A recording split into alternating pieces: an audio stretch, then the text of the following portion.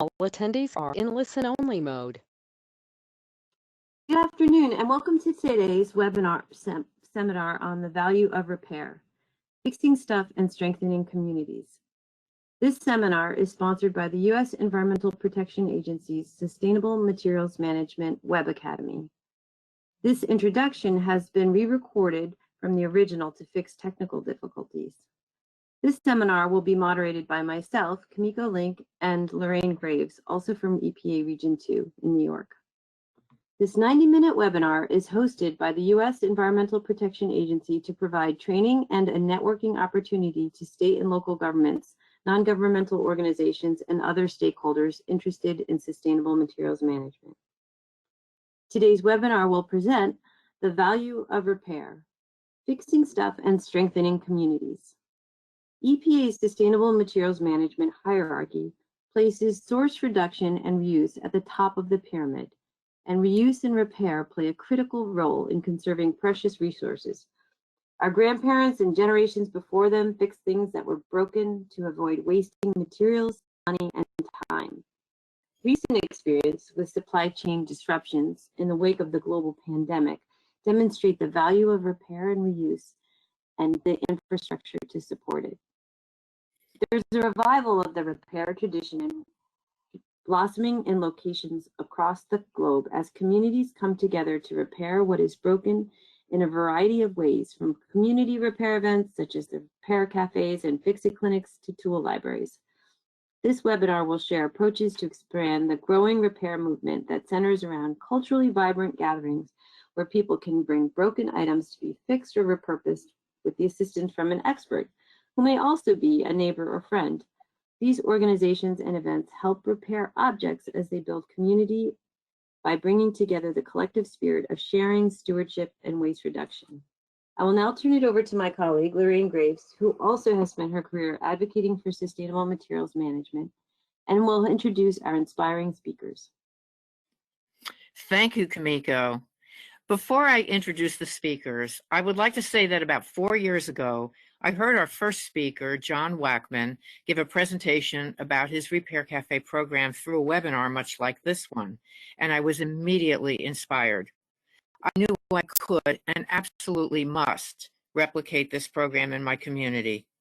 I found the right people to involve, and we have been having successful repair cafes for the past 3 years.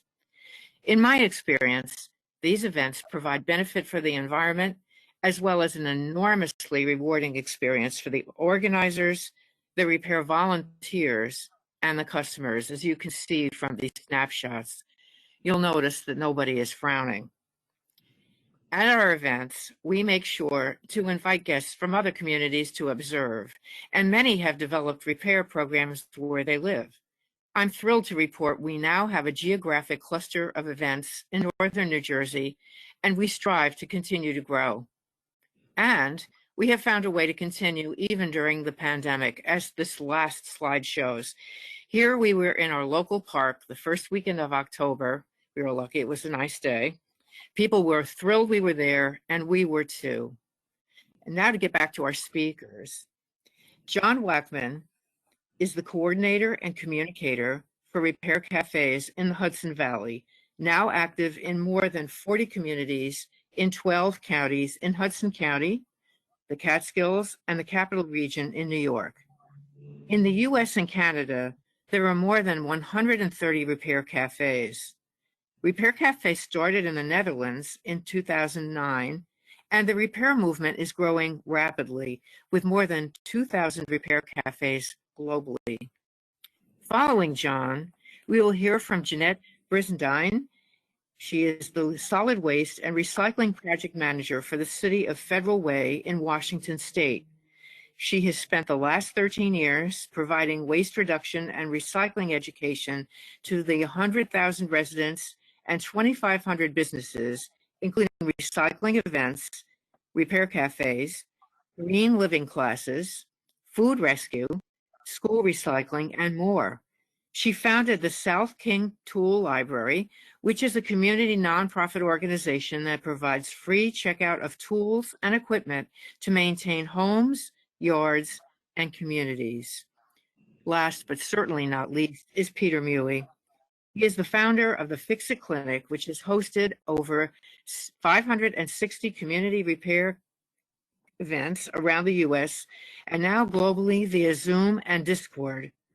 In conjunction, he is leading an effort for new manufacturing paradigm and associated industrial policy emphasizing hyperlocal, closed-loop systems where most items are designed, built, serviced, and maintained in a local service area using locally available tools, materials, processes, and services, while simultaneously cultivating local skilled and semi-skilled labor.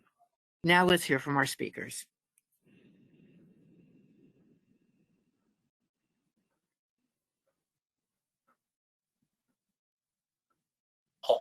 Okay, folks. Well, thank you all and welcome. I am excited to be presenting to you today along with Jeanette and Peter. Together, I think we'll be able to make a good case for the value of repair and the way it strengthens communities. My presentation, as you will see, includes a great many pictures. We take a lot of pictures, and I feel there's no better way to give you a sense of what goes on in community repair, and showing them is really pure fun for me. So, Repair Cafe, what it is.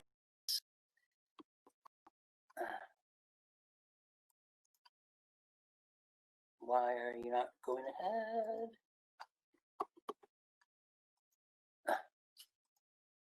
Okay, there we go. Repair Cafe is a free community meeting place to bring a beloved but broken item to be repaired with an expert who is also your neighbor. This is the only screen I'm going to read for you because of 3 words, beloved but broken. And when you say that to somebody, you will see just the way that it registers with them, it contains meaning. This is an all-volunteer program. Now, it's important to say that there's nothing proprietary about getting a group of people together in your town to fix stuff. And so we see here logos for repair cafes and Fixit clinics and tool libraries from all over.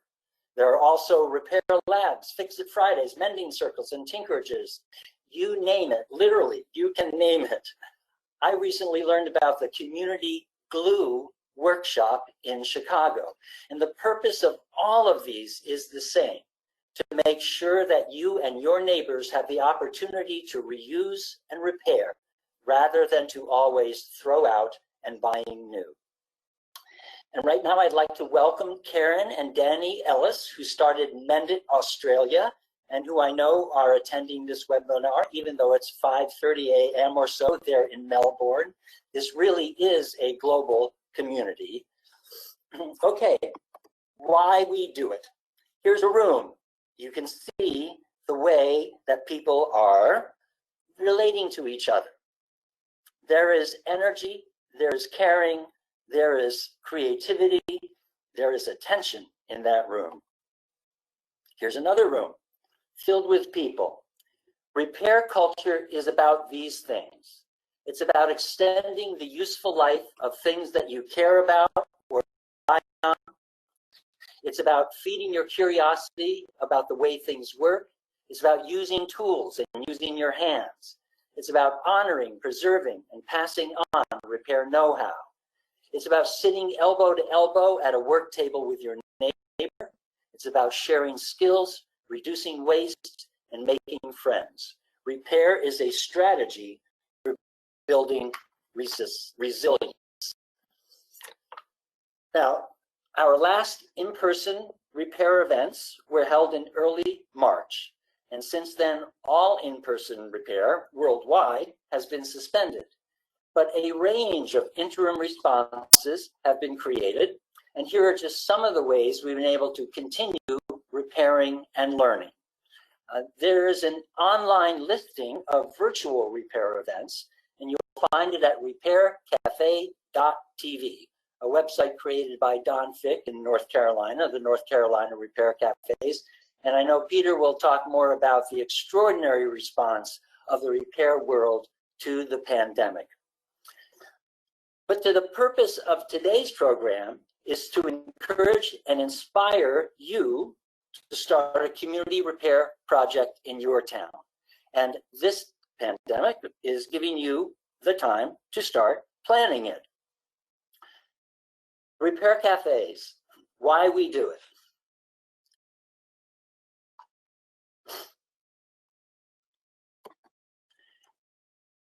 I love this photograph. I call it Four Hands.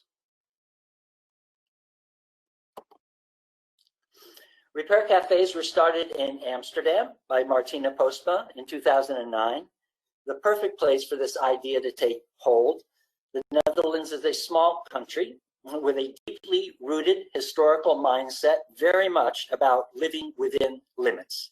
In 2012, she told the New York Times, "We throw out so many things, and it's a shame because the things we throw away are usually not that broken, and we can't keep handling things the way we do. But how do you try to do this as a normal person in your daily life?" And her answer was to start Repair Cafe. At about the same time, a few thousand miles away, Peter Mui was planning his first Fixit clinic. So what kind of person organizes a repair cafe? Well, it's a guy like Dave West on the left, a maintenance engineer. He's been an Odyssey of the Mind coach for 30 years.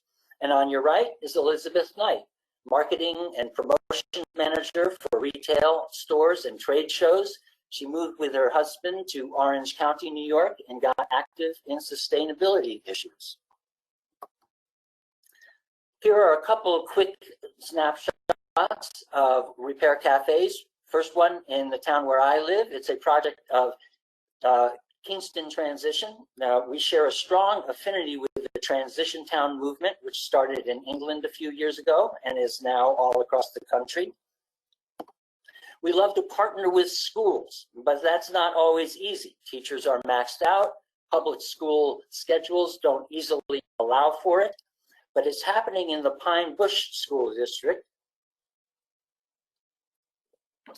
And that is because science teacher Kara Sprague teaches a class for seniors called Youth Empowerment and Sustainability Skills. So take a look at this list. Here are a number of host organizations, and I love the range that you see on this list. I am guessing there are some that you didn't expect. All of these initiatives are strengthening the social infrastructure in their towns. Social infrastructure as investments, systems, and relationships that enable us to create a more resilient, just, equitable, and sustainable world. Libraries are leaders in repair cafes. Libraries are champions of sustainability in their communities, and librarians love repair cafes because it offers the kind of programming that they value. It's intergenerational, it's hands-on learning, and it's the kind of thing that brings people through their doors who maybe haven't been there in a while and who really don't know what 21st century libraries have to offer. Here are our March 2020 schedules for the Hudson Valley and Northern New Jersey. The last events we were able to hold were on March 7th and 8th, and everything else on these calendars had to be canceled. Lorraine Graves had her next repair cafe in South Orange and Maplewood on May 2nd.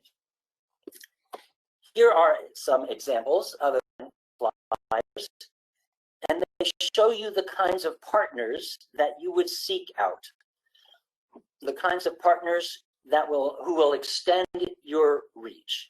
So in my hometown of Kingston, New York, there on the left, you see it's an equal partnership with the YMCA and with Bike Friendly Kingston. Bikes are very big in Kingston, but also Kingston Transition and our city's Climate Smart Commission. I have time only to mention New York State's Climate Smart Communities program from our Department of Environmental Conservation. That would be a whole nother presentation, but I strongly recommend it to your attention. Here are a couple of more. Here's the Saratoga Library on the left in partnership with Sustainable Saratoga. And what can I say? It's Halloween week, so had to show Millbrook Library's flyer for their sew and swap and repair of Halloween costumes. So what happens at a repair cafe? There are just 2 rules, and I believe it's the same for Fixit clinics. The repairs are free, and this is not a drop-off service. You bring your item, and you sit across the table with the person who is going to give it their attention. Every item that people bring has meaning to them. Every item comes with a story, and that story is the beginning of the fix. Now, it's not a trivial fact that your repair events will save people money. Of course, every town had its repair shops. No longer. Things break, and when they do, most people don't know what to do with it. At the same time, there are people in every community who do know how to fix things, and are so fond of tinkering that they will gladly help you with your stuff. The consumer economy is powerful. The growing repair culture is a countervailing force. Free community projects that are creative, socially vibrant places that make it possible for us to extend the useful life of things that we own.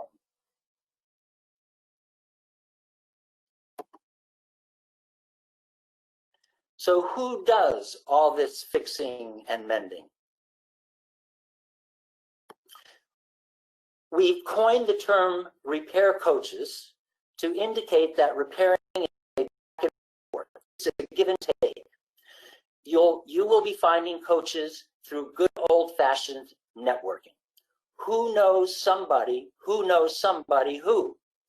Remember that lots of people with special skills and interests meet at your local library. So check their schedule, show up, and talk to them about what you have in mind.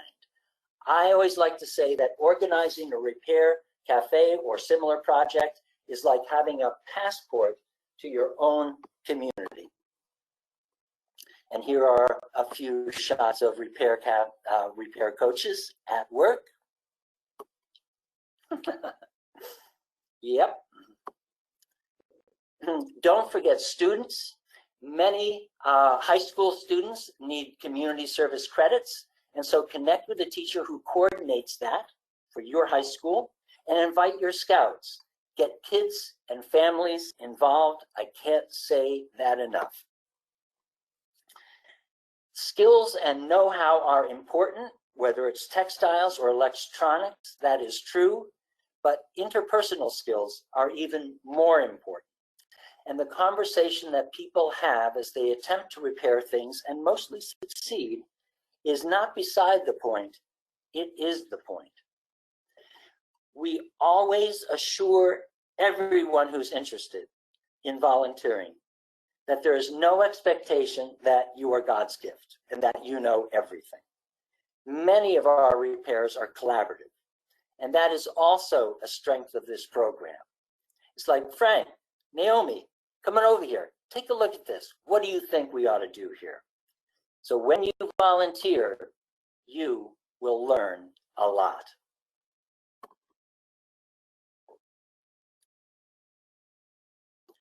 When people arrive, they check in at the welcome table.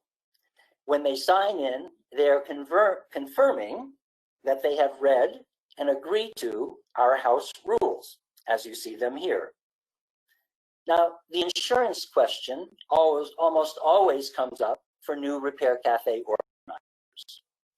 All repair cafes operate under the umbrella of their host venue, and in almost all cases, this waiver, the one you see, and the basic insurance policy for the venue where you are holding your events are all that is needed. When repair seekers check in, you will point out two things for them to do upon leaving. First is, please write something in our comments book. And that will be a valuable ongoing document for your work. Also, please leave a donation in a donation jar if you wish to. There is a spirit of generosity at these events, and almost everyone is happy to do both. There are some costs involved with running a repair program. It's mostly pizza for the volunteers. Who comes and what do they bring? Word of mouth will be very kind to you when you start your repair initiative. It's a neat idea, and people will talk about it. By and large, local media will love you and be very supportive. Social media is important, of course, too, Instagram especially. And in fact, if you want to open a window into the repair movement worldwide, you will find it on Instagram. But we also find that old school flyers put up in coffee shops, libraries, meeting places around your community really work. Now, it's very important to publicize the specific kinds of repairs you will be offering. The core categories at all repair cafes are mechanical, electrical and electronic, digital, clothing and textile mending, jewelry repair, things made of wood, dolls, toys, and stuffed animals. You gotta have it. Bicycle repairs, absolutely. There's only one category that most repair cafes eschew, and that is gas-powered engines, for the simple reason that they are dirty and noisy. Now, fixing is not an all-or-nothing endeavor. We identify three possible outcomes. First, the item you bought gets fixed or mended, and you have been there watching, helping, maybe even learning to do it for yourself. At the other end of the spectrum is the beyond repair outcome, the item that can't be fixed for any number of reasons, and the pronouncement tried, dead, and done frees you to find a creative use or a creative way to reuse or recycle or dispose of it responsibly. Overall, our success rate is quite high. It's about 75%. But there is a third in-between possibility, and we think it's really important. It's items that are half repaired. Your item wasn't fixed, but your coach identified the issue and suggested possible solutions. He or she might have identified a replacement part you need, but the common denominator in all three scenarios is this: you learn something about the way things work. You may have even gained a new appreciation for the stuff in your life. Okay, I have covered most of the nuts and bolts of repair cafes. You'll find much more detail and best practices in the Startup Manual for Repair Cafe Foundation. So I see that I am about at my time, so I am going to just go through these quickly. Yes, licensed massage therapists. The cafe side is very important. You want to have a place for people to sit and talk and chat. The kids take it apart table. Can't say enough about this. It's a place where kids can take things apart. It's a common narrative of our repair coaches that when they were kids, they like to take things apart. Initially, they couldn't put them back together, and so that was the beginning of their learning. Here's Suri. She found a lip balm inside the vacuum cleaner. Crafting Table of Wonders in collaboration with the New Paltz Reuse Center. We do occasional workshops, how to rewire a lamp, how to sew on a button. Your grandmother knew how to do it, do you? Health partnerships for basic health screenings. Mentoring is very important. And reaching out to families. Most regions have something like this, which is a newsletter for family-friendly events. Now, repair cafes are good at extending the useful life of everyday items, but as impressive as the growth of repair initiatives has been, we recognize that no number of lamps and lamp tops will make a difference at the scale actually needed to transform the global economy and draw down the carbon in our oceans and atmosphere. And we believe that the repair movement's true significance is in the signal we send, the signal received by people when they walk into an event, the signal that you see here. So coming up is Jeanette and Peter's vision of our repair future. Just a word about our book, Repair Revolution. Yesterday was our publication date, so we're a little bit excited about it. In it, we have presented the what, why, and how to of community repair. Our purpose in writing the book was very simple: to encourage people everywhere to start a repair cafe, Fixit clinic, tool library, or something like it in your town. So, okay, pick up the phone. A friend that you know would be fun to do this with. Brainstorm partners in your town. It is not a heavy lift. It's really quite fun. This pandemic will be with us for some time, but repair is essential now more than ever. In-person repair will be back, and now is the perfect time to start planning. Thanks, everyone. John, thank you so much for that inspiring and motivating presentation with clear action steps. I'm going to now change our presentation over to our next panelist, Jeanette Brizendine. Jeanette, you should see something on your screen asking you to share it, and you have got it. Take it away.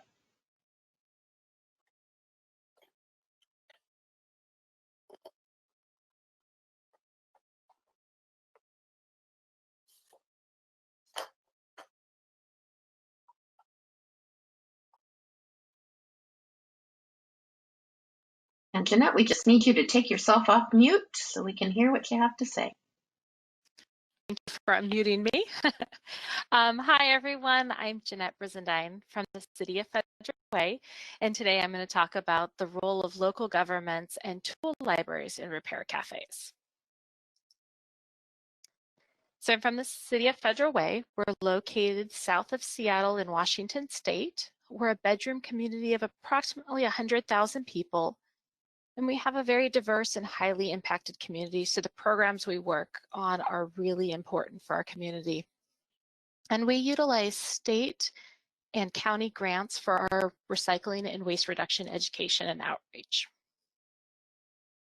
So for those of you in government, in connecting this, we look to our county and our state comprehensive plans, and when you look at these, you'll notice that the goals have waste prevention as one of the highest goals in there.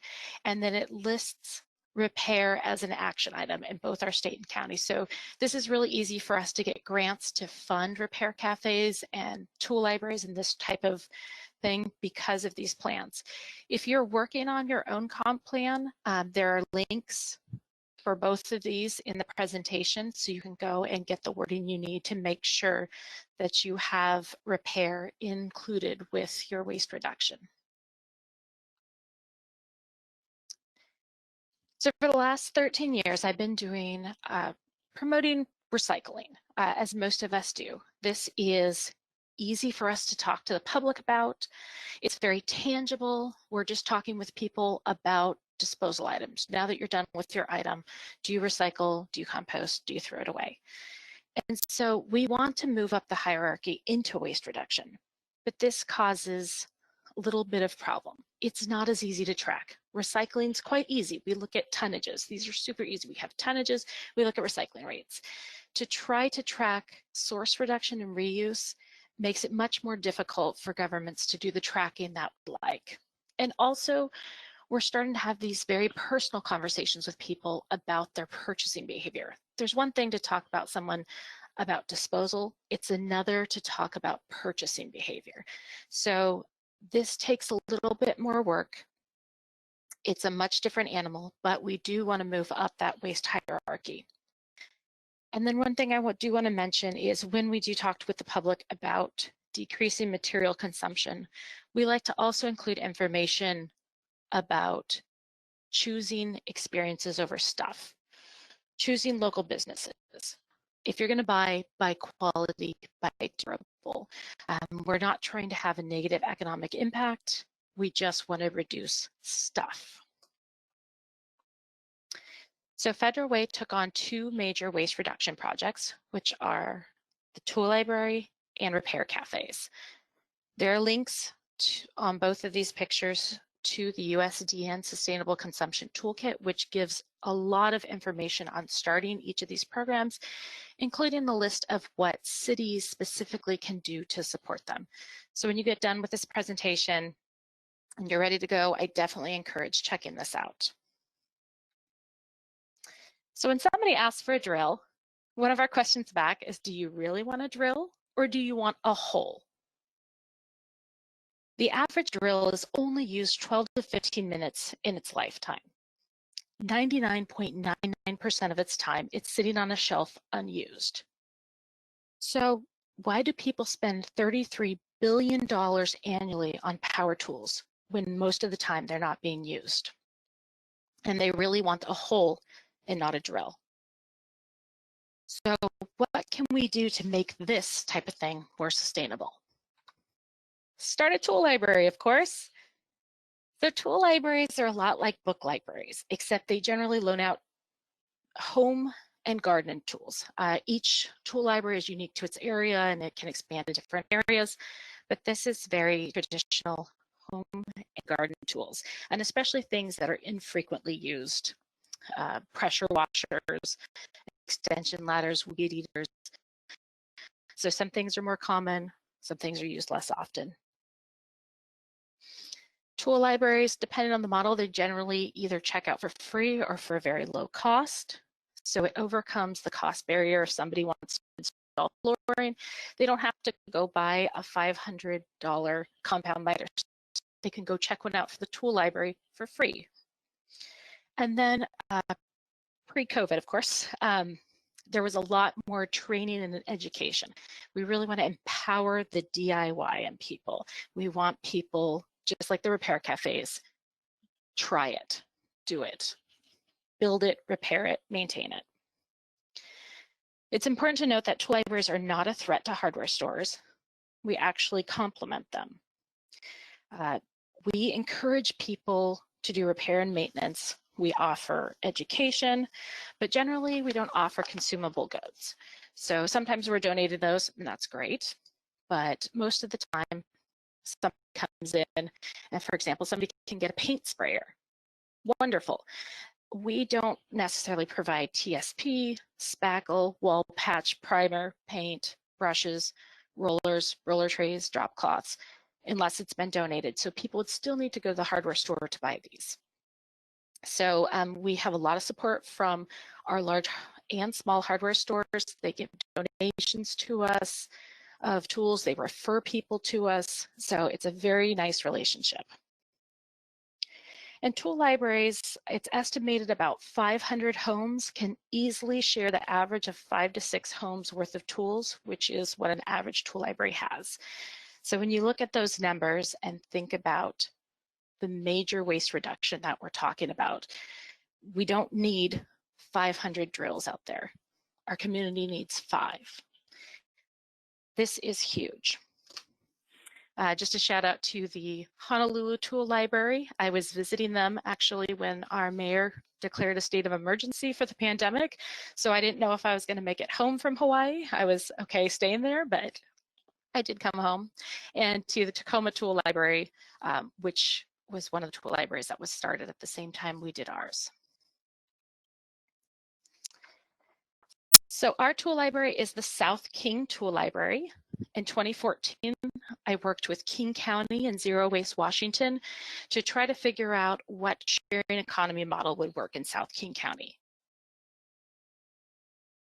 We recruited supporters, tried to find a site, tried to find a fiscal sponsor, tried to set up this organization, and it turned out to be much more difficult than I anticipated.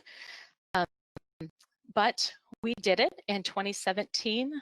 The South King Tool Library, known as SKTL, SKTL, was established as an official organization.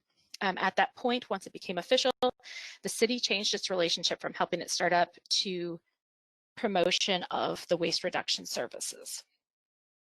In 2018, we got a building permit and broke ground on our one-of-a-kind cargo shipping container building that you can see in the photos. We did have contractors that did things like the foundation, the roof, the structural welding, but almost everything else was a DIY project done by volunteers. You'll see Amanda Miller, who is our executive director. We worked alongside one another, and I learned so much, and so I'm excited, and I tell everybody, like, we did this. You can do things too. So once the city stopped, once the city shifted from starting the organization, I became a board member instead of a technical advisor. So I am now a board member, and so I have to balance these two roles. But I love this project, and I'm very excited about it.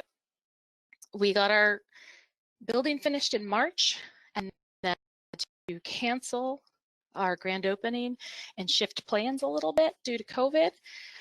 So we actually started checking out tools officially in June, and we've already completed 450 loans with one part-time staff member and a handful of volunteers. So we're really proud of that. Tool libraries generally check out tools. That's the main function. But we also provide a variety of other services to the community. We do large event tool checkouts. So if somebody wants to do something for the community, a cleanup, Parks Appreciation Day, we have enough tools to give them a large quantity of exactly what they need for their event. There's a lot of advice and hands-on training. So just as John talked about in the repair cafes, we have a similar thing with the tool library. We're encouraging people to learn, to try. We especially like to empower women to fix. It's not traditional to have a lot of women as repair people, but the majority of our board is made of women, and our executive director is a woman. So this is really important for us. We want to work with the youth. We want to tell girls, hey, you can repair too, and really push that. The tool library is located on site at the Masonic Lodge in Federal Way. They're the only place that would allow us land to build on. And so we rent their facility, which is shown in these pictures, for events. So it works really nice that we have a large facility that we can hold classes pre-COVID and events, and then have a tool library right next door for all the supplies and tools needed. We work on promoting the messaging of our partner organizations. So for example, we work with the fire department, and if we try to put on a message, hey, remember to change your smoke detectors, and you can check out a ladder or a drill from us and recycle your batteries here at the tool library. So we really have these complements within the community. We have volunteer opportunities, and just really trying to share that knowledge from generation to generation, from neighbor to neighbor. And we also donate tools to other nonprofits. So if somebody gives us a gas-powered item that we can't accept, we can pass that along to Catholic Community Services Chore Program or a community program that can use it. We had a local woman who travels down to Honduras, and we gave her enough tools that she actually started a tool library in Honduras with some of our excess tools. And then of course, what we're talking about today is repair cafes. So the tool library has been amazing to partner in the repair cafes. We started these in March of 2016 with King County, the city, and the tool library, and we started these at City Hall, but we outgrew them pretty quick. And in 2018, we moved our repair cafes to the Masonic Lodge, which is shown in this picture. So this has given us a much bigger space. We can have more people, more fixers. There is literally from the side door to the front door of the tool library is about 30 feet. So we can walk over and grab tools that we need. If we need a heat gun, if we need more extension cords, clamps, anything like that, we have all those supplies on site. This location's closer to the hardware store. So if we need to send people to get more parts, we can do that. We added partner tables, so we can have the utility companies come and share their information. We can have the nonprofit gardening. So just really talking about sustainability and different environmental topics. We added the kids crafts, and just like John said, really want to get kids, allow them to tinker. And then we have a kitchen for refreshments, again, pre-COVID, but I love making fresh cookies at the event because there's nothing like chocolate chip cookies out of the oven. And so the tool library also provides, as we're talking about recruiting fixers for the Repair Cafe, people who might be drawn to the tool library that we talk to and get to know, we can ask them if they want to become a fixer, or we can utilize the other tool libraries in the area, and we have fixers from those tool libraries that come to our event to work. So it's a wonderful symmetry. So John talked a lot about the different repair cafes. We do some traveling ones where we go to low-income senior housing or veterans housing where transportation might be an issue for fixes.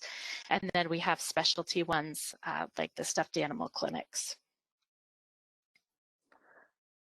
So due to the COVID pandemic, we canceled all of our repair cafes in March and tried to figure out what we wanted to do. And so we ended up going forward with a drive-through model. Last month, we did a smartphone screen repair.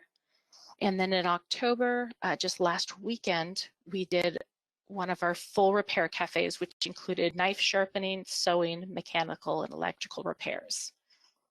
Washington State is in phase 2, which means it does allow limited gatherings and indoor activities at limited capacity. So we were able to host these events with all the safety precautions. And we promoted the event and we sent people to paperwork ahead of time. So instead of them going to the welcome table and doing it, they filled it out. And you can see this lineup of cars. It was in a drive-through fashion. People would drop off their items and their paperwork. At that time, we would get stories, or when they picked up, that we loved hearing, which John mentioned. People love telling about their antiques and their heirlooms of how this is special to them. So we still get a little bit of that during the pickup and drop off. But what we would do is all items coming in were sanitized, then taken to the fixers to be repaired. We had the contact information so we could call them if we need to get more information about it. And then when the items were finished being repaired, we sanitized them again and we called the people for the pickup. So it limited the interaction, but we still had a really good feeling with the public, with our fixers. At the last event, we had 63 people bring 259 items. 187 of those were items to be sharpened. And so my guess is that with people being home, they realized they were using their knives more for cooking. They were using their gardening tools more. So we had a lot of items, but 98% were repaired at that event, which is our highest number ever. We will probably continue this repair cafe until it is drive-through model until it's safe to do in person, but it seemed to work pretty well for us. So I will be available to answer questions during the Q&A, and I thank everybody for listening.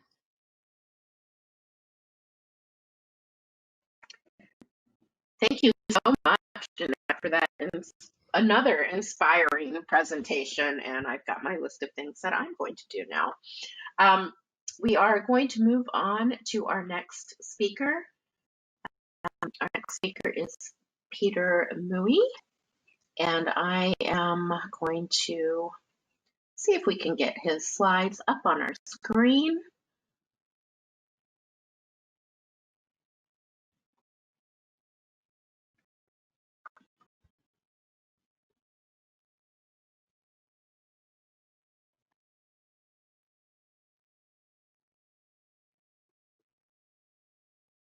And that is not helping.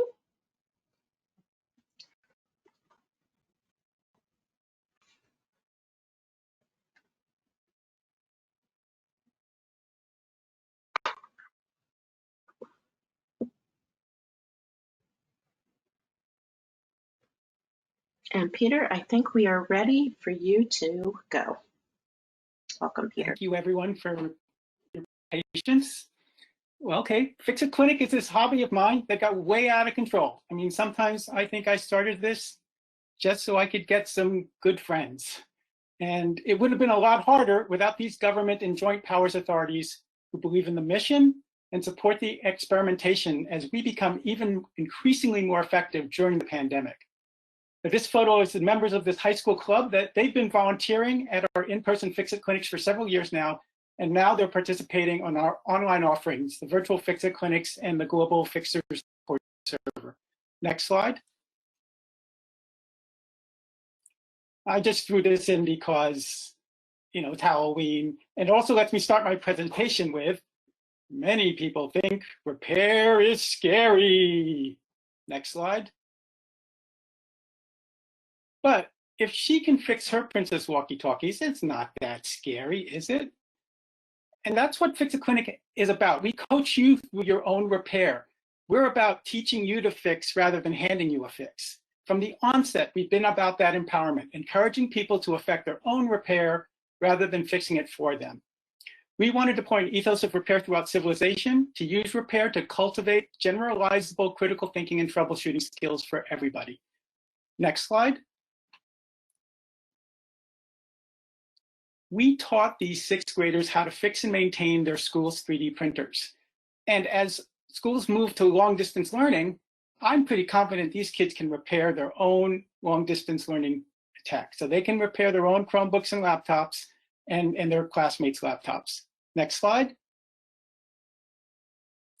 We deploy both task-specific and comprehensive toolkits through libraries and makerspaces that people can borrow to repair on their own. And I'd love those sixth graders in the previous slide to start an after-school program fixing stuff for their own community. Next slide. We hold Fixit clinics at colleges and universities to teach engineering design for the coming circular economy, how to incorporate durability, maintainability, serviceability, repairability, so things can stay in service longer. I mean, what better way to teach engineering design for a sustainable future than to understand how durable goods are currently designed? Next slide. We've moved beyond repairing people's individually owned items to repairing our shared public property, our community assets. These library book carts, they're highly durable. They're designed to hold hundreds of pounds. They could last indefinitely, but these book carts were destined for salvage when most of them just had one wobbly wheel. Nobody thought to try to fix them. So we should ponder what our institutions, both public and private, are telegraphing about sustainability and repair through their actions and attitudes. We all need to get shared values and alignment around sustainability. Okay, these are some of the programs that we had in place pre-pandemic. Once the pandemic hit, we augmented them with even more programs. Next slide. Remember early in the pandemic when hospitals were scrambling to get ventilators and other critical care equipment? Some hospitals, the equipment was only repairable through the manufacturer's service channel, and they didn't have enough service people to go around. So the ability to repair literally became a matter of life and death. Next slide. Fixit Clinic launched Rapid Response Repair. If anyone sends out the bat signal, we stand ready to fix anything that makes an essential worker, first responder, or hospital worker's life easier. And it doesn't have to be critical care equipment. It can be something as mundane as the coffee maker in the staff break room. In the meantime, we found a related important need. Coronavirus mask makers' sewing machines were breaking, and we continue to fix a lot of sewing machines around the world through the virtual Fixit clinics. Okay, I've mentioned these virtual Fixit clinics a couple of times. What are they exactly? Next slide. Well, these virtual Fixit clinics are just amazing. In many respects, the virtual Fixit clinics are even better than our in-person events. We can bring people together from around the world. We can look at big things like washing machines that would be too unwieldy. It's entertaining. It's like a sporting event or a game show. I mean, we ask, what unusual or exotic thing will we encounter this week? And can we fix it? And the Fixit coaches are learning from each other and becoming fast friends across continents. Next slide. The array of people and items is just splendid. All over the world, and the US, of course, but I could rattle off the countries: Australia, Belgium, Canada, India, Indonesia, Ireland, France, Kuwait, South Africa, Sweden, the United Kingdom, the Netherlands.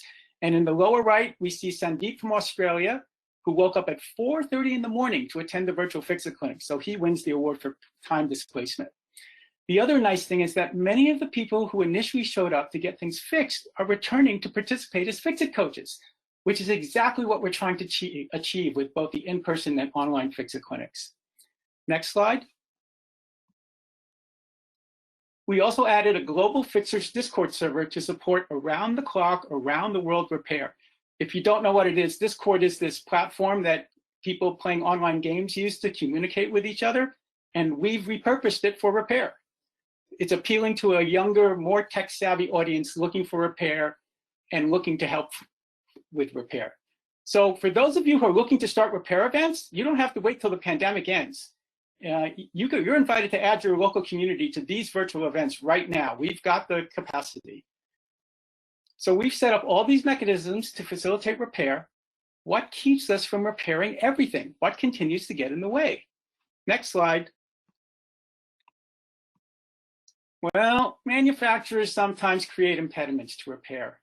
I encountered this just last week. I had an air cleaner I wanted to dust out, and I found that 2 of the 6 screws holding it together were security Torx screws, the screws in the upper right. We're encountering these uncommon screw types a lot: Torx, security Torx, spanner head, tri-wing, in lots of common household devices like electric tea kettles and shavers. That there's no necessary reason to use that kind of a screw head. And some manufacturers have gone as far as to design their own unique proprietary screw head, which needs a proprietary screwdriver. So the only conclusion I can reach is manufacturers are doing this to frustrate our efforts at repair. Next slide. There are consumer protection laws that are supposed to encourage repair. For example, manufacturers' labels saying you void the warranty if you open the device are illegal. The FTC even held a workshop last year on manufacturer impediments to repair called Mixing the Fix. The challenge is that nowadays, just being able to open it is no longer sufficient. As things become more a combination of hardware and software, this is getting more and more difficult. So for many things, you don't just need the physical tools, you need software diagnostic tools too. Think about your automobile and the check engine light in your car. When that goes on, your mechanic has the software to read and interpret the error codes and know how to fix it. Next slide.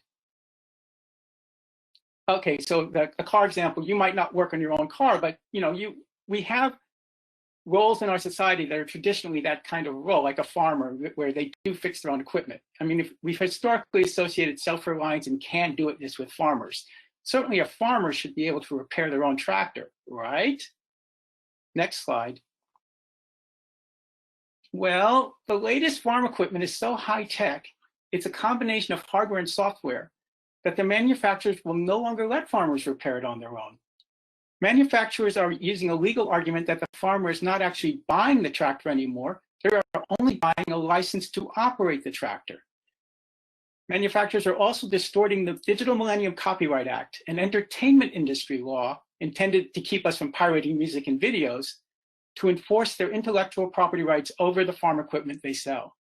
The irony is, if you're a Canadian farmer and you buy one of these tractors, you're not subject to the Digital Millennium Copyright Act, and you can repair your own tractor. But some American farmers have gotten so desperate, they've resorted to obtaining software from Eastern Europe that's reverse engineered to run their American tractors. And it's not just the farmers. The Marines are reporting they can't repair their own stuff either. I got an inquiry from Travis Air Force Base about holding Fixit clinics there. I mean, that elevates repair to military readiness and a national security issue. That's serious. Next slide. The melding of hardware and software is a personal security issue too. The universal access smartphones we give to low-income people may not get regular security updates. And some of the phones may be running compromised operating systems that are capturing private information in the background. In this particular case, she's trying to receive important calls from her doctor, but she can't get past all the pop-ups in time to answer the phone. So more and more Fixit Clinic is becoming about digital literacy, digital equity, digital inclusion, and economic justice. And it speaks to the very nature of ownership. If you don't have the right to open it up, or update the software that runs it. Do you own it? You know, the air cleaner, the hospital ventilators, the farm equipment, the military kit, the smartphones, they're all examples of how any entity that moves away from understanding the things it relies on is fundamentally at systemic risk. Next slide. So we had a trifecta of things happen: the pandemic, the economic and supply chain fallout, the rapid acceleration of climate change. These have all created the perfect storm for a change in the way we design, manufacture, acquire, and maintain durable goods. What if the future is hyper-local, where most things that we consume are designed, built, serviced, and maintained in a local service area using locally available tools, materials, processes, and services? That would create opportunities for local skilled and semi-skilled labor way beyond repair and recycling. Next slide. Here's a tabletop device that can create circuit boards like the one in the last slide. So imagine a future of advanced manufacturing coupled to digitally informed fabrication that may soon allow for many of the highly integrated devices that are currently made in far-flung factories to be made locally. Next slide. So that's why at Fixit Clinic, we're all about conveying critical thinking and troubleshooting skills. I want this elementary schooler to grow up to be that inquisitive fixing farmer, or the military logistics officer, or the person analyzing smartphones. I want the college she attends teaching engineering and design of products that she can interrogate, fix, and improve without encumbrance. Next slide. These days, we think of repair as a militant or revolutionary act, but it's actually in our innate nature to be curious about the world, and that makes us more resilient. Motivation helps too. These sisters ran the radio station at the University of San Francisco. They had to know how the equipment worked to keep the radio station on the air. Next slide. Or consider the ancient Japanese art of kintsugi, of ceramic repair, where the repaired item is considered more beautiful and more valuable than the original. Can repair regain this kind of esteemed status? Can fixed be perceived as better than new? Next slide. That's hard in our throwaway consumer society because despite their sophistication, manufactured items these days don't seem that elegant. In an effort to produce items for efficient manufacturing and low cost, all we've done is accelerate a race to the bottom. They're an amalgamation of incongruous parts, numerous plastics, toxic and non-toxic metals and metal coatings, electronics. It's daunting to recycle. Next slide.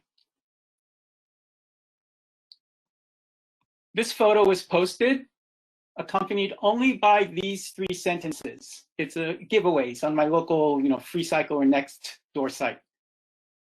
These 3 sentences: didn't bother testing, don't know what works or not. Please don't ask. We bought it, we got bored with it, and now we expect civilization to figure out how to dispose of it for us. We think it's free to throw it away. We're not paying the true purchase price when we buy this stuff. There are upstream and downstream costs that are not factored in.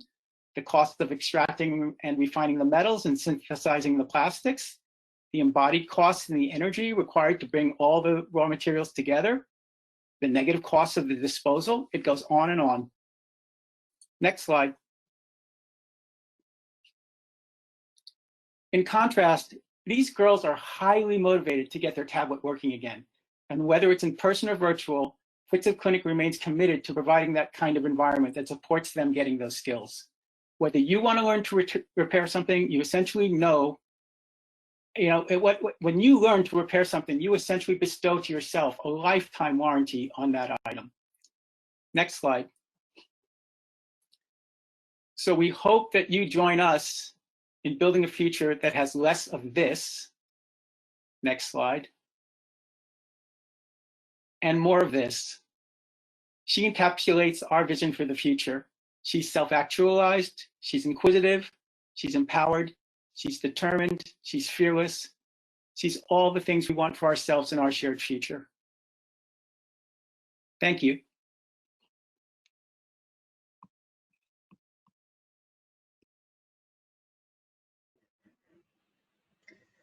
Thank you, Peter, for that great and another inspiring presentation. I know that I'm not just inspired, but we have a gazillion questions. Kamiko? Oh yes, hi. I was the first question I have here is, do you also help with electronics recycling events? That is for items that can't be repaired. So at Fixit Clinic, That would be a question to everyone. I'll answer it first, and I'll say we don't do that on purpose because we kind of want people to meditate on their consumption. How did this thing that they spent so much of their valuable money on become e-waste so quickly? Great, thank you. You know, it'd be interesting. I'm just meditating on that for the electronics recycling events. If there were an opportunity to have a repair cafe at those events to even check the things that everybody's bringing, and maybe they just require a different plug and can be put back into service. Maybe that person doesn't want it, but maybe it could be pulled into the reuse market. So I'll say again that my experience is that by the time someone's brought it to an electronic waste disposal event, they're not interested in fixing it. They're already divorced from the item. So, so my experience is that and you know, you're welcome to try, but so far we haven't had success with that. thank you. Lorraine?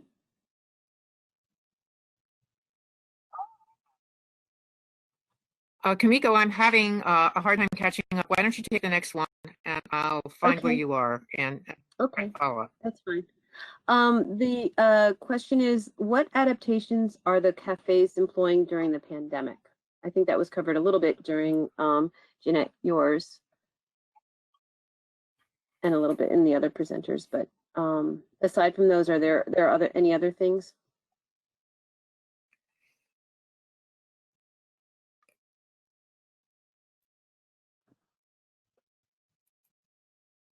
I know in the Hudson Valley, we've had some virtual clinics. I think, Jeanette, you had mentioned some virtual clinics, and so I guess primarily virtual clinics. Is that right? In Federal Way, we're doing drive-through. We're very right. inspired by John and Peter's virtual clinics. It's something we've been wanting to do, but we're working on the drive-through, which works since we are in phase 2 and we're allowed to do the drive-through element. And I know Lorraine had had an in-person clinic, but there were a lot of social distancing and mask wearing and gloved precautions. Yeah, we held it outside on purpose.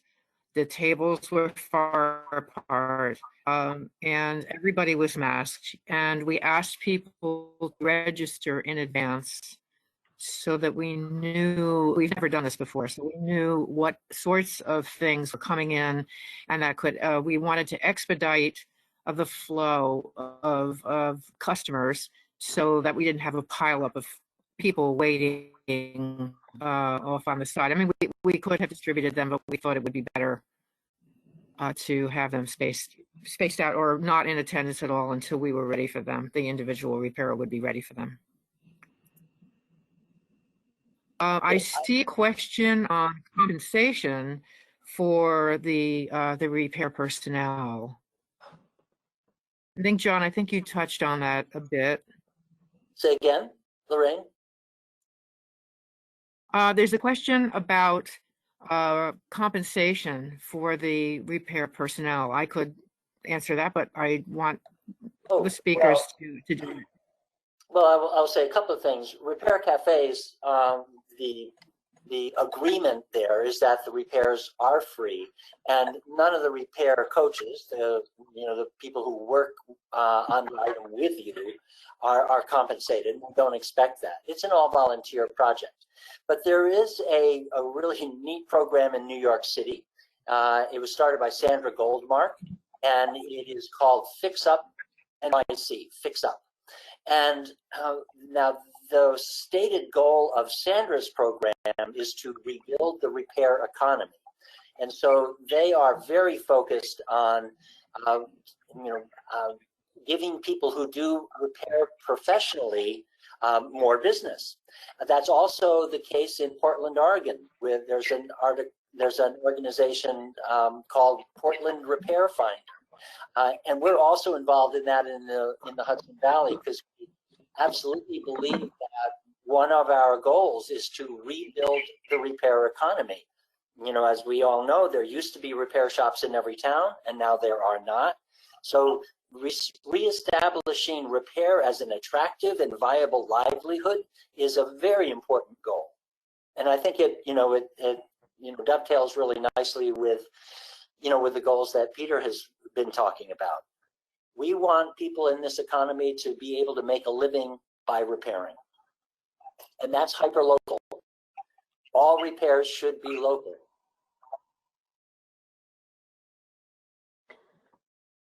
Thank you, John. In my experience, has been most of the people who are doing the repair coaches are passionate about fixing things, or about the history of things, or about conserving natural resources and building community.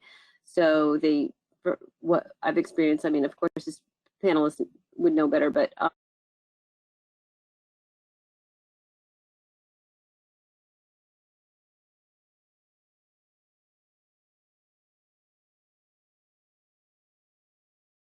Lorraine, okay, excuse me. The next question is, for the virtual Fixit clinics, are these recorded and posted? We've been considering this, but we're hesitant because we weren't sure if it would work. We'd love to have some examples to look at and give us confidence. So have all of you, when you've done virtual events, have you recorded them so that they can be accessed later for those who might not be able to attend the live event? We record them, but we record them for the benefit of the coaches so that they can sort of see what happened and revisit it later. I would invite anyone who's interested to attend, our virtual Fixit clinics, which are ongoing. We always have observers, so they're always welcome to come and observe. Yeah, and I will say that I've joined a number of Peter's repair virtual Fixit clinics, intergalactic, and they're tremendously intriguing and entertaining. Now, my skill set is woodworking, so I found that not a whole lot of things come in front of the group that involve woodworking, but they have been getting better and better, Peter. I mean, you've just been doing a fantastic job. And again, to remind everyone listening that the central listing for virtual repair events is on a website, and that website URL is repaircafe.tv. Repaircafe.tv. That was set up by Don Fick in North Carolina, and he's doing a great job of maintaining it. Thank you for offering that, because I noticed that in the questions as well. So it's important to repeat that. And just to say, in addition to Fixit clinics that are virtual, there have also been a number of organizers who have put up DIY workshops, basically two in particular that I found really great. One was about sewing machine repair, and the other one was about glues, different kinds of glues, epoxies, and so forth. So those were not virtual repair events, but they were extremely, informative, educational, worthwhile. It sounds it. It bears repeating, I think, the U.S. Repair Cafe website. John, you'd like to state that again? Well, that's repaircafeusa.org, repaircafeusa.org. And it's complementary to the international website, which is, out of Amsterdam, and repaircafe.org. There's a lot of very good information on that. John, one of the attendees referred to a manual. Maybe they're talking about a book. There's a manual I know on the website. Yeah, well, that is the manual that has been produced by the Repair Cafe International Foundation, and it is really terrific. And it's really everyone who starts a Repair Cafe will use that. It's available for a donation, and you get that at repaircafe.org. When you go to that website, you know, it translates immediately to English, and you will be able to read it. And there are two tabs, and one is Find a Repair Cafe, and the other is Start a Repair Cafe. This is Christine. Thank you for that response. These questions and answers are fascinating. We are experiencing one more technical difficulty, and I would like our moderators to please look on their GoToWebinar control panel under the attendees section. At the bottom, there is a button that says all and has a little microphone by it. If you could make sure that you do not have all of our panelists muted. Some of them are having trouble speaking. So make sure that does not, make sure you have that and it is not clicked so that we can have all of our panelists able to respond. And now we can go back to the questions. Thank you.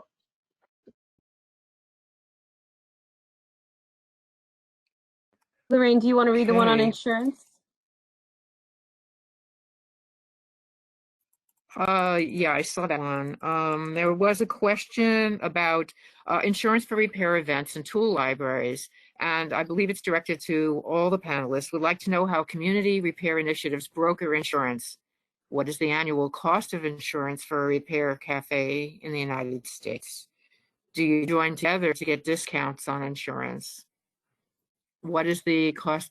That's a lot of, I know. Maybe we should just take this one at a time. Let's start with the first one. How a community repair initiative brokers insurance, and what the annual cost of insurance would be. Repair cafes are all locally organized. Let's see, during my presentation, I put on the screen the house rules, which is basically a hold harmless waiver. It's very simple, very straightforward. That in combination with the basic insurance policy that any venue would hold, be that a library, a church, a school, a community center, a senior center, all of those will have a basic insurance policy that in most cases will translate to a public event held within their walls. Now, there are, out of 40 in the Hudson Valley, there are 2 exceptions to that, and that is simply a policy of the host venue that everybody who uses it must have an insurance rider. So in that case, we've been able to get an insurance rider basically through a nonprofit, a very generous nonprofit that has a blanket insurance policy for events that they hold all throughout the region. And in that case, you simply contact your insurance agent and name the date and the time, and they issue a rider.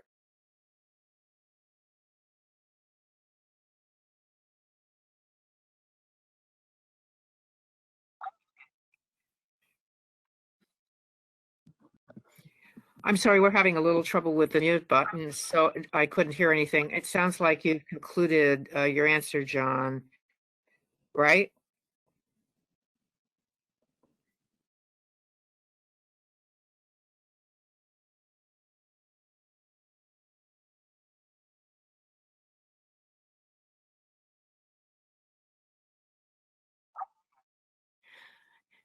Jeanette, there's a question for you as to what is the cost of insurance per year for a tool library in the United States? We currently pay about $1,000 a year for our insurance policy. We have talked to other tool libraries in the area, and the price does range dependent upon their needs and who their broker is. And we got a quote, for example, for board insurance, and it was over $1,000 a year. So that would have doubled our insurance bill. But some of the other tool libraries, for example, do pay that. So it's really all over the place. Yeah. Okay. We have a question here. Tell us more about the virtual events. Where can we find more info on these? On that, the website that you mentioned, John, are all the virtual events listed on that as well? Yes. Yes, they are. And again, that URL is repaircafe.tv. Okay, and that's just, is that for only Repair Cafe virtual events or for all, like Fixit Clinic and all of them? Yes, it includes all of Peter's events as well. It's not consistent. Sometimes I have to tell Don about stuff. So Okay. I've also put the link to our website as well, the Fixit Clinics.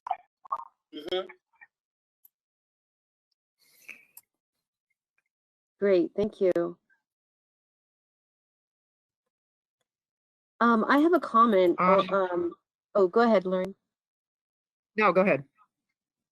Oh, I just had a comment on resiliency, disaster resiliency. I just wanted to mention it in terms of, I do a lot of work in the Puerto Rico and the Caribbean on disaster resiliency. And in terms of having a repair infrastructure, like often post-disaster, everything just gets tossed. Anything that got wet just gets tossed. Appliances, you name it, it kind of just gets tossed. And at that time, post-disaster, the landfills are usually completely burdened already with an excess amount of disaster debris, rubble and what have you. And then to have all of these various white goods and so on and so forth, it just sort of adds to the burden of, and of course, trying to conserve the natural resources is critical, and the supply chain is often disrupted. And so I think it's especially important as we think about disaster resilience and recovery to put that first and foremost in our minds, that whatever is damaged, it may be fixable, and we need to have some sort of infrastructure where we can evaluate the repairability of something and the safety of it. And so I think it would make us more sustainable the more robust our repair infrastructure is. And I think that's definitely highlighted with the COVID supply chain disruptions, certainly making everything more difficult to get. So I'm hoping that this is a great opportunity to actually reinforce the repair movement.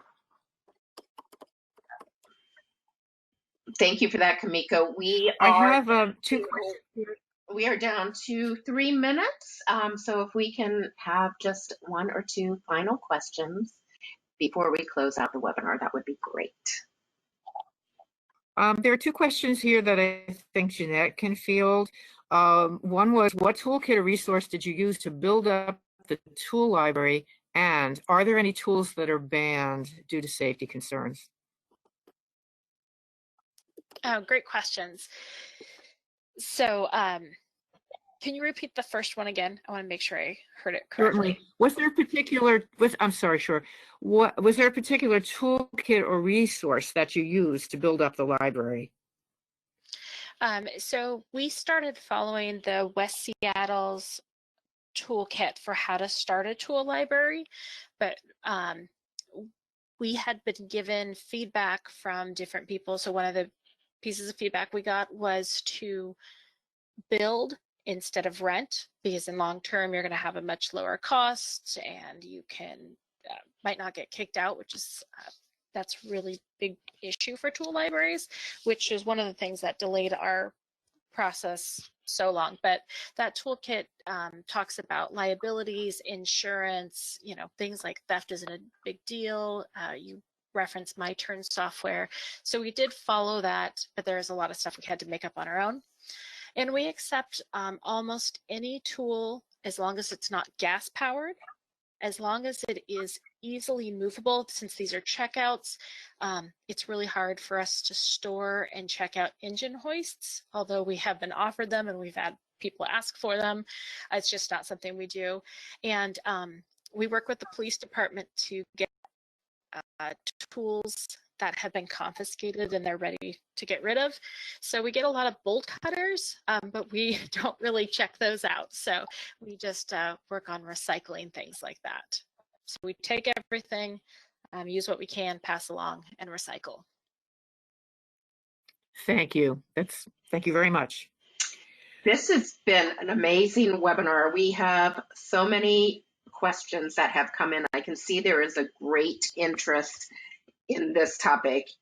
You can see the presenters and their information on the screen right now. It is 3:30, so we're going to have to end our questions here, but I'd like to give a big thank you to our speakers, John Wackman, Jeanette Brizendine, and Peter Mui for inspiring us all, Lorraine Graves and Kamiko Link for their moderation, every single one of you for your grace during our technical difficulties. And I also wanted to make sure that you have an opportunity to join us for our virtual America Recycles Day Innovation Fair and Summit. It's on November 16th and 17th. All the details and registration information is at epa.gov/America Recycles. You'll be receiving a survey immediately or within an hour after we close this webinar. We really hope that you fill it out because these webinars are for you and we want to make sure the best they can be. I can anticipate all your comments on technology, but we're really looking for content and speakers and what you'd like to hear about. So thank you everybody for participating, and we will close out our webinar.